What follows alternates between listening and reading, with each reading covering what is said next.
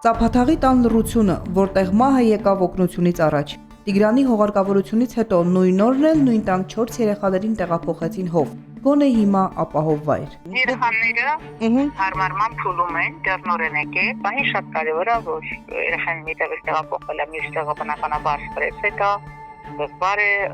լրիվ այլ միջավայրում են, նոր ինչքան լավ միջավայրում են, այնուամենայնիվ դա նոր ու անծանոթ միջավայր է։ Հիմա փորձում ենք օգնել, որ հարմարվեն։ Տիգրանի պատմությունը մեկ ընտանիքի ողբերգություն չէ միայն, այլև հայլին, թե ինչ պայմաններում են ապրում ամենաանպաշտպան մարդիկ, որոնց համապատասխան կառույցները չեն նկատում։ Հասարակությունն էլ անտարբեր է։ Երեխաները անխնամ են, բռնություն կդժվարանամ ասել, դա ակնհայտ հետքեր չունեն,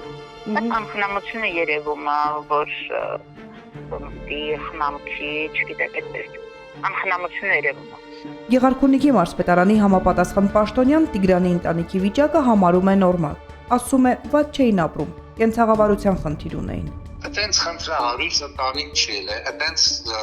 ծայրահեղ սոցիալապես ծանր խնդիրներով չի եղել։ Այսինքն ընտանիքը նորմալ ծնվել է, երեխաները նորմալ հագած կապած դպրոց գնացել են։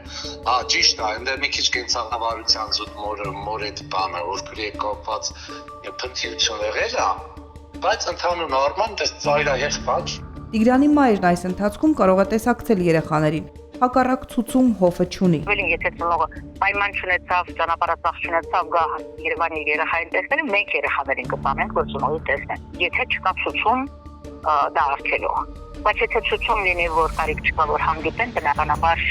չեն թույլ տա հանդիպել։ Երեխաները հոֆում կմնան այնքան ժամանակ, մինչև իրավիճակը կարգավորվի եւ նրանց համար որևէ լուծում գտնվի։